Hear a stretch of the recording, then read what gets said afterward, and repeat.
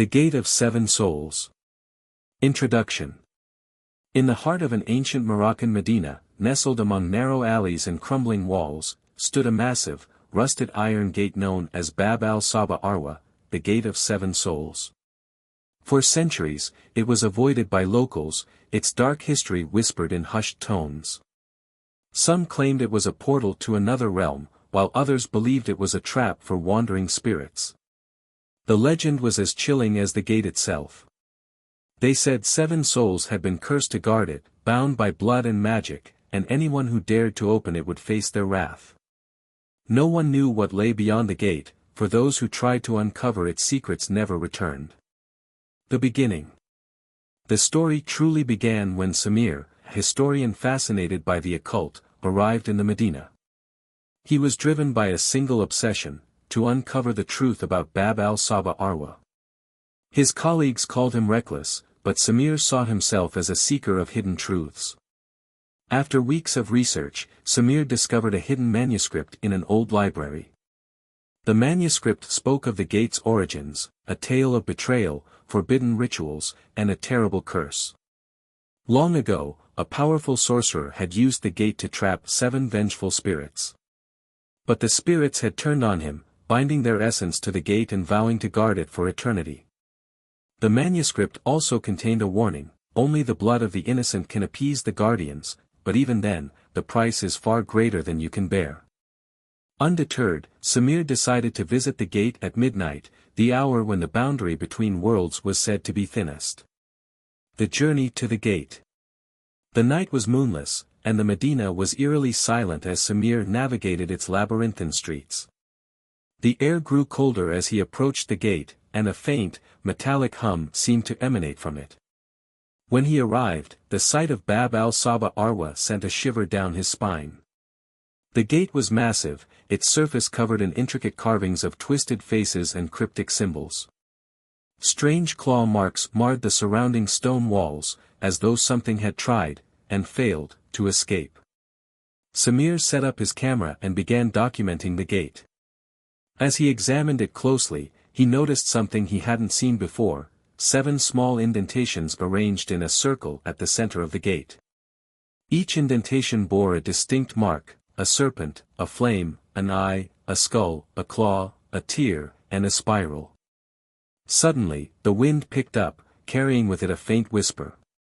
The words were unintelligible, but the tone was menacing. Samir's heart raced as he realized the whispers were coming from the gate itself. The first encounter.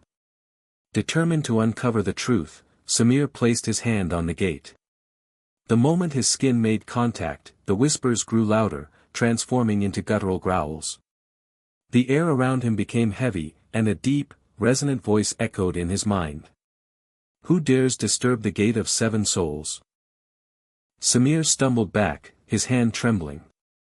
Before he could react, a shadowy figure emerged from the gate, a tall, emaciated being with hollow eyes that glowed an unnatural green. Its voice was cold and cruel. "Leave now, mortal, or face the wrath of the guardians." But Samir, driven by his obsession, refused to back down.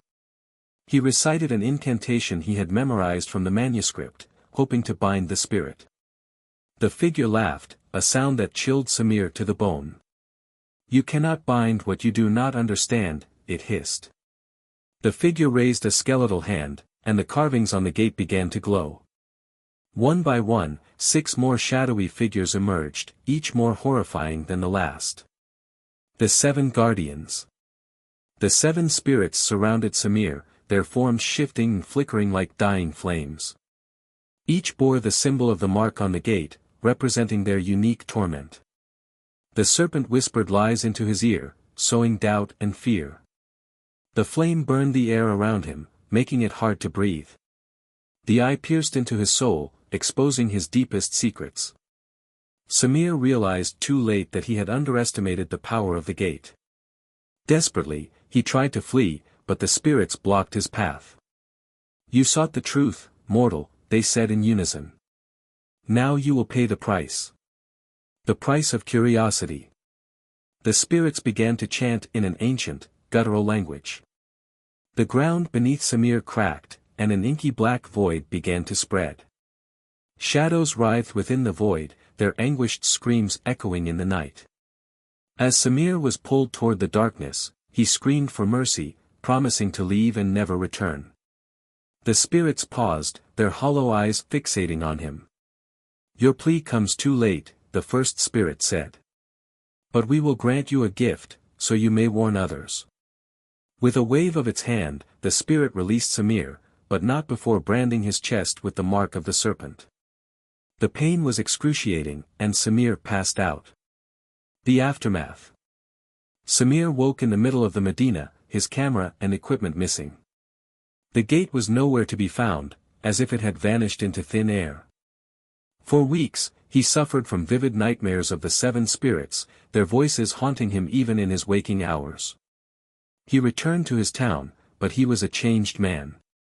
His hair had turned white, and his eyes carried a hollow, haunted look.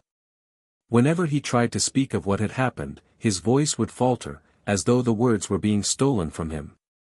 Samir became a recluse, spending his days scrawling cryptic warnings on his walls.